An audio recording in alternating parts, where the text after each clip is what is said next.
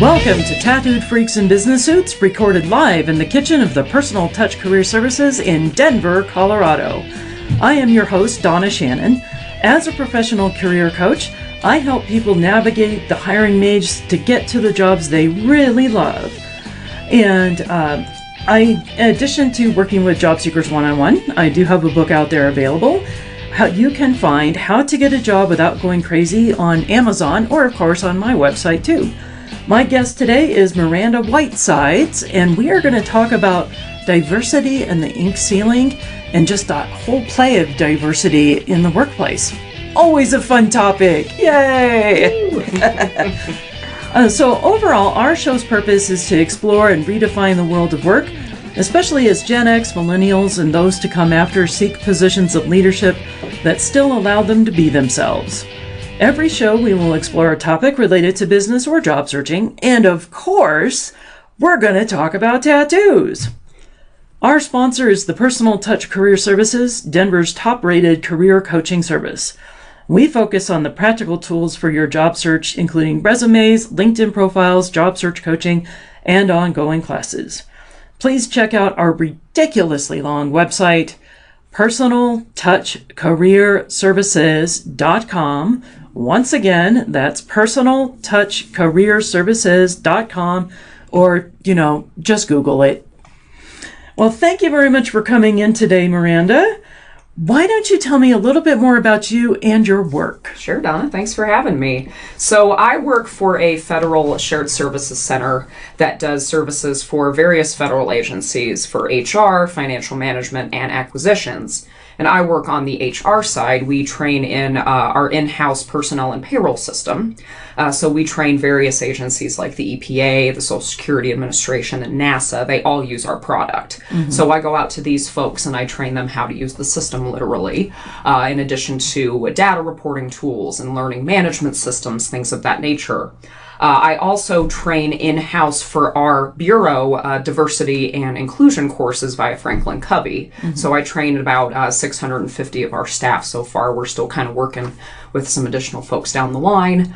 So that's kind of a supplemental duty that I have as well. So is that all training here in Denver, or are you going across the country and training people for that? We have offices around the country. Our bureau itself has offices in Denver, Boise, D.C., Herndon, Virginia, Sierra Vista, Arizona, Anchorage, Alaska. I haven't got to go there yet, unfortunately. Yeah. As far as my other duties, we have agencies all around the country. Most of our clients are in D.C., but I've also been sent to Las Vegas, which was kind of fun. Mm-hmm. We also were sent to Huntsville, Alabama. NASA has a space center down there. So every once in a while we get to have a bit of a change of scenery, but mostly it's Denver and DC as our biggest audience. Good, so, good.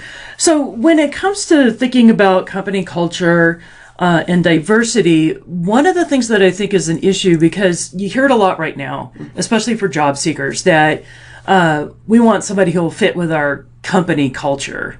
And sometimes I almost feel like that's code for, it's almost like personality discrimination, because it can lead into groupthink. So for those of you who don't know what that is, can you tell us a little bit about what groupthink means? Sure. The groupthink is kind of this phenomenon where, say, for example, we're in a meeting and we're discussing some ideas and someone throws out an idea and then the whole group just kind of goes, okay, yeah, sure, let's go with that. No one really feels comfortable maybe bringing up their own idea, or they don't think they can, or maybe they just don't think their idea is going to work. Maybe it's not necessarily the group. Maybe they just don't think that their idea will be valued by the group, or they're just nervous to bring something up. Basically, what it boils down to is people they agree with everything. They don't necessarily challenge, or they bring up their own ideas. They don't feel comfortable doing so for one reason or another. So that can lead to this idea just being generally accepted by the group with no further discussion. Right. So absolutely, that's something that company culture, which that's funny in itself. I actually had to take a survey today that asked us, what do you think your company's culture is like in one word?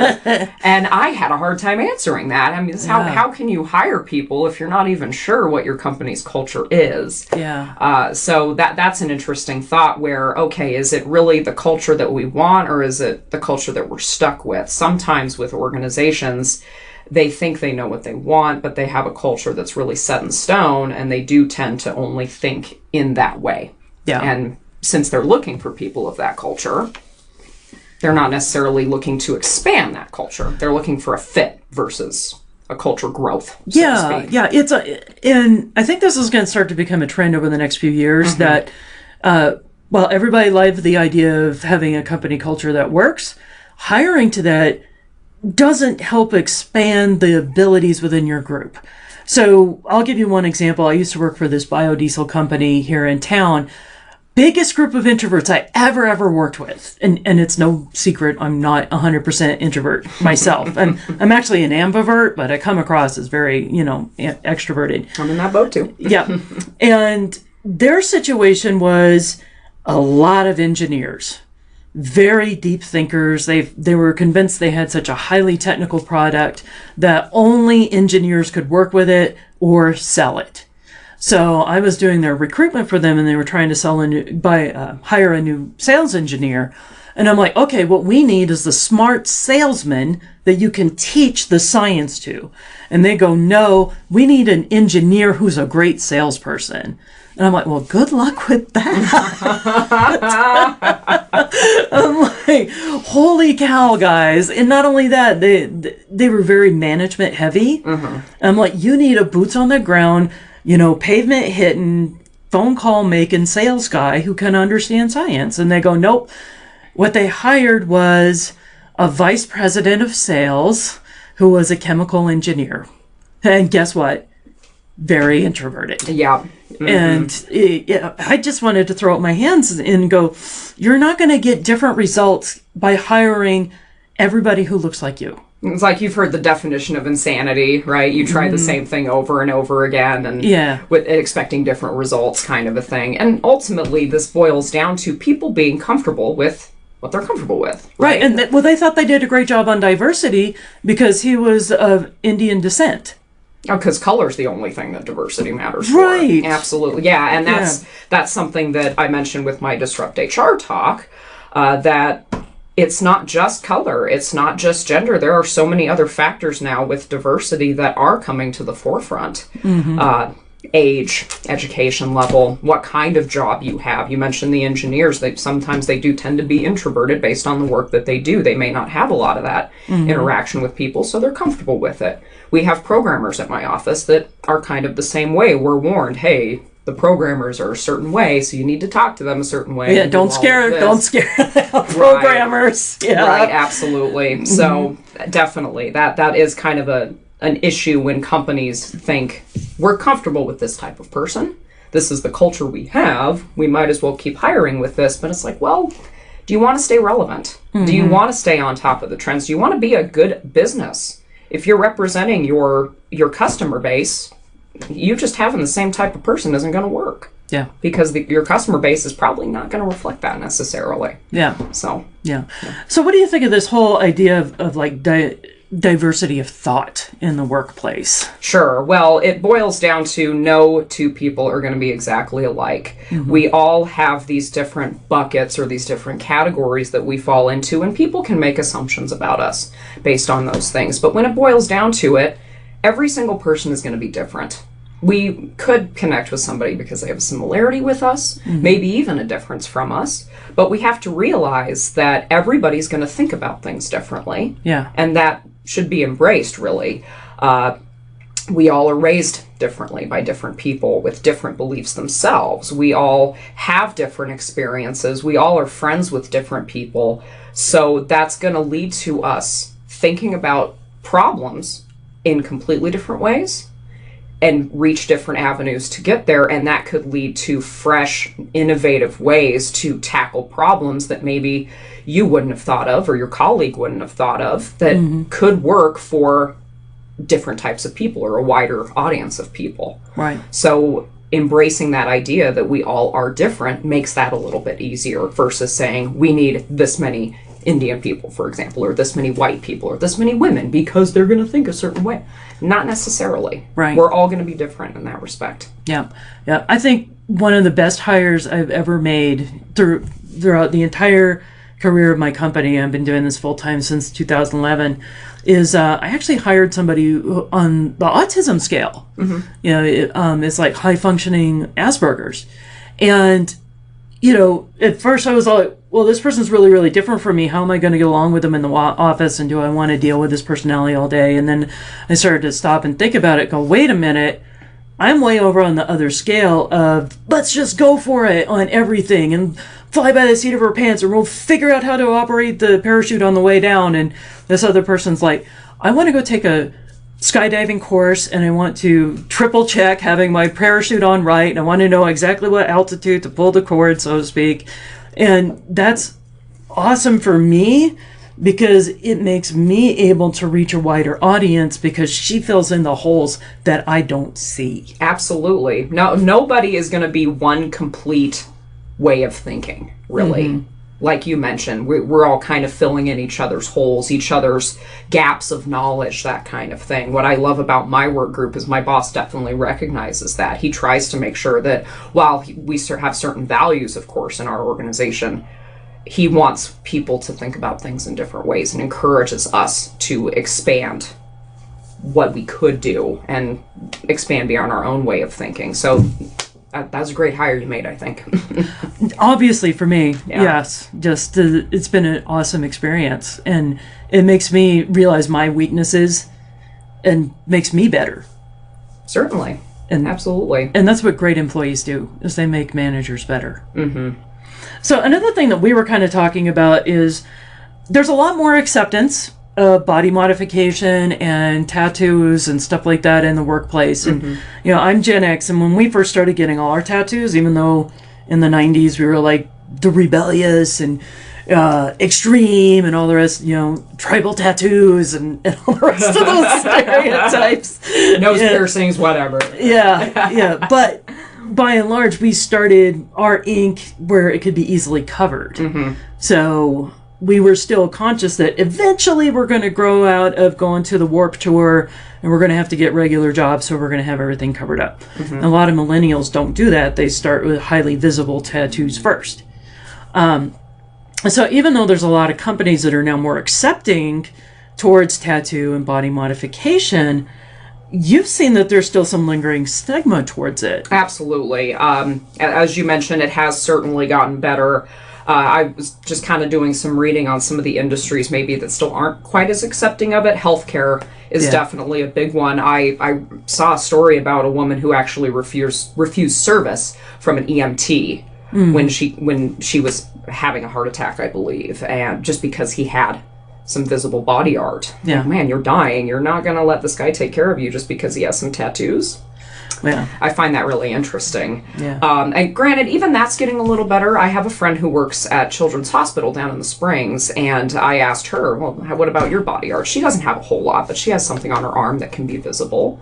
And she said it's not really a big deal if they don't cover it up. I mean, certain hospitals, it might become an issue. They even have a gentleman there who has something on his chest that's fairly visible. Mm. And she actually pointed out, well, maybe it's a gender difference, too, because most of the women there, the women nurses, don't have a lot of ink. Maybe it doesn't come up a whole lot, but for the men, it doesn't seem to be a big issue at all. Right. Now, it does matter what the subject matter is. Absolutely. Yes. I was going to come to that. Actually, I saw that Starbucks just recently finally was becoming more accepting of letting folks show their ink. I have a coworker that used to work at Starbucks, and he's got the full sleeves going on, and he used to have to wear long sleeves and cover everything up, and he's working with drinks all day. His sleeves are getting wet. It's like, okay, once the manager leaves, I'm rolling them back up, because most of the people that buy the coffee from there aren't really going to care. Mm-hmm. And that ultimately is a lot of concern with management. It's not so much, I don't think your tattoos are bad, but I'm worried about what our customers are going to think. They might think that you're a vagabond or whatever because you have this visible body art. And maybe because the general acceptance has gotten better, that's why companies have gotten more lax about it. Now, that being said, you mentioned the content is still very important. Yeah. And that is a stipulation that Starbucks had. As long as it's something appropriate, then it would be fine. Or I don't think they allow it on the neck or the face or something like that. Yeah. Because there is still kind of stigma behind that. A lot of prison and gangs, things of that nature, which, of course, that's not entirely true. Right. But there's still that stigma there. Right. Well, my ex-husband, when he finally got something done on his forearm, so it's like on his wrist side, total full forearm, naked woman. Yeah, and then he went into healthcare after being in construction after that. So he has to wear full sleeves all the time. Right. And now he's a surgical tech, so it's like literally the patients don't see him. But you still got to cover it up, yeah, right? Yeah. I was actually talking with a gal who does recruitment for the fire department. Mm-hmm. Same thing, Yeah, I always think of I've seen the calendars. Right.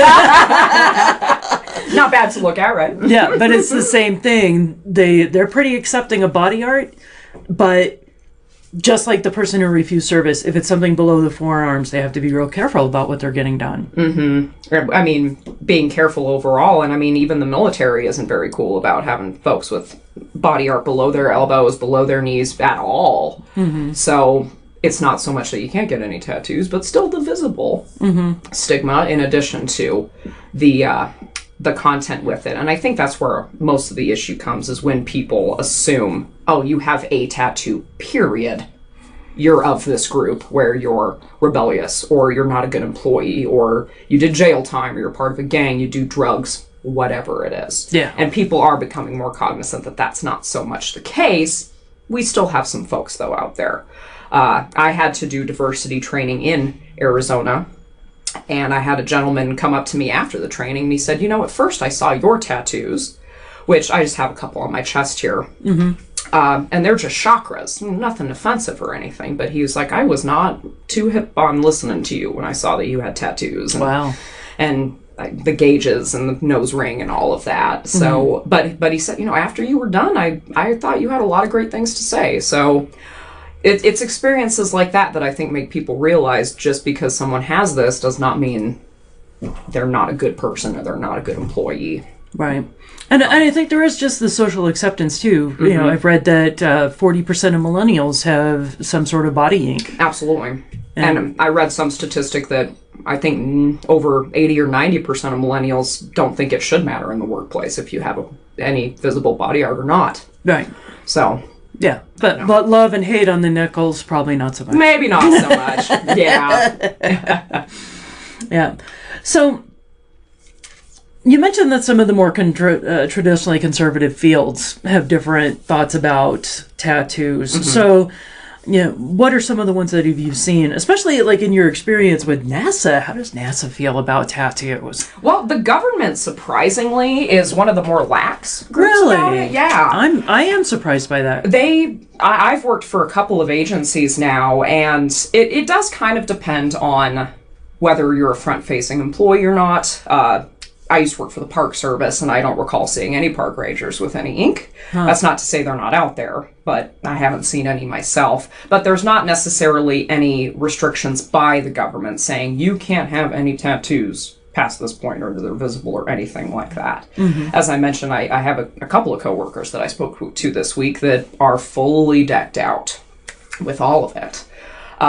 Maybe the one exception being TSA. One of them used to work for TSA, and he definitely had to cover up because they are very visible to the public, because they do kind of work in that hostile environment where they're dealing with not a lot of very happy people for the most part. Mm-hmm. So that is a restriction that they had. As far as NASA, I can't say I'm too familiar with their own policy. If they have folks working in an office, it's probably similar to what I deal with in my own office, where as long as it's not offensive, then you're good to go. Mm-hmm. It's more how you present yourself kind of a thing versus what the body art looks like. As far as the astronauts, that would be interesting to see, considering they're mostly covered up anyway. So. Yeah, no kidding. Yeah, I couldn't speak to that, but... Right. Yeah, so, but there's not a ton of tattooed federal employees. Mm-hmm. They're out there, for sure. Yeah. But it's still a pretty low audience, and I actually read that location can be a big factor. Yeah. DC, don't see a lot of people with tattoos in DC. It's still a very business-oriented, very politically oriented city. And who knows, it could be all those people that are just wearing suits and they're just got all their stuff underneath and no one can tell that they have it. Right. But I read an article about a gal who was a hairdresser, which that's a pretty accepted field to have that kind of art done. She riding the subway, but just getting some pretty weird looks from people. Granted, mm-hmm. It is a touristy area, so you're going to get people from all over the country, people from other countries even. So she commented on how she just felt kind of out of place, just riding the subway in DC having all that ink done. Right. So that could contribute to it. But as far as actual policy restricting the body art, for the most part, the government's pretty lax about it. Yeah. And it could be because we are the biggest workforce, too, in the country. That could be. So there's that. That could be. Mm-hmm. And, one of the things that, I kind of toy around with an idea is the ink ceiling. So the ink ceiling is like, what women have faced for a long time. The glass ceiling, you can see, you can only get so far, and then you can't break up ahead. You can see it, but you can't get any higher. So the idea with the ink ceiling being, yep, you can make it all the way through middle management, but we're not going to hire you as the CEO because you've got something tattooed on the back of your neck. Absolutely. Yeah, and so my daughter actually had a discrimination case because of her piercings and her tattoos. And the company she worked for, when hired her, knowing she had the facial piercings, had a policy on their books that said no facial piercings. She worked there 1.5 years, and they never enforced it. And then all of a sudden they decided they were going to clear house, and they started enforcing it. And they're like, you have to take these piercings out if you're going to work here.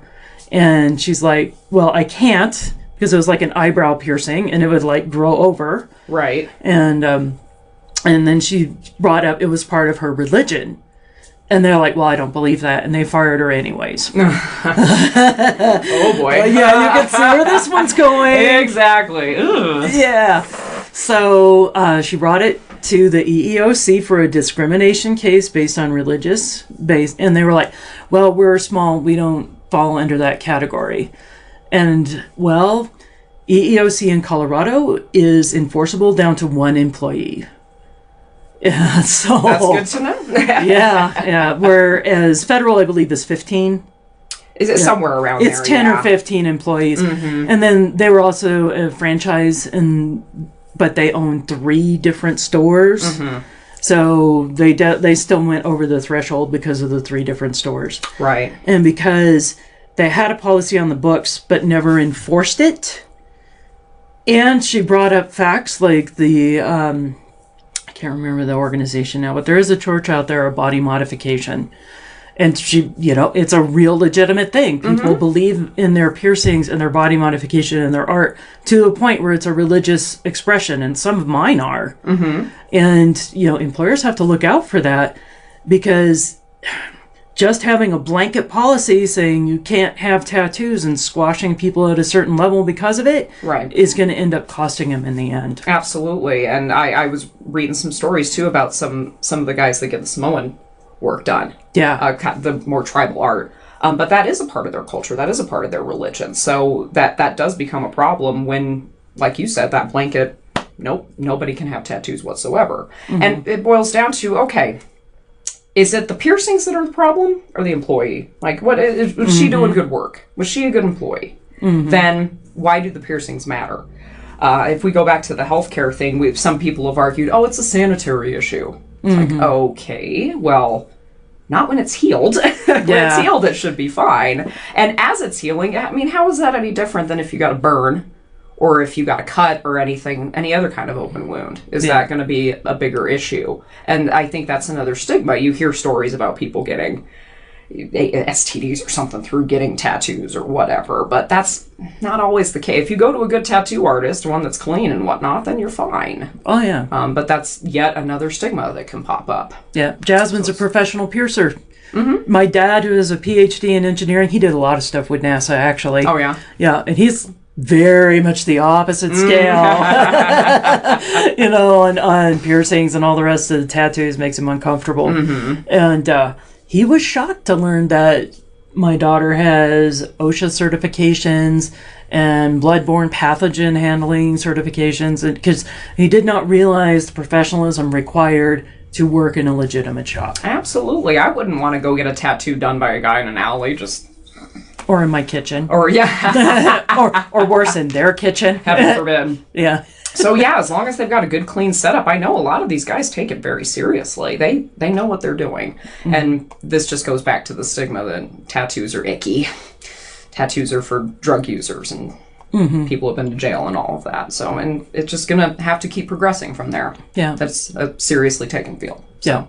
Yeah. It's going to be like those things where you see people now who are working in a hijab. Yeah, I think that's how you pronounce it. I know, I am horrible. I know what I'm talking about. I just can't pronounce it. Right.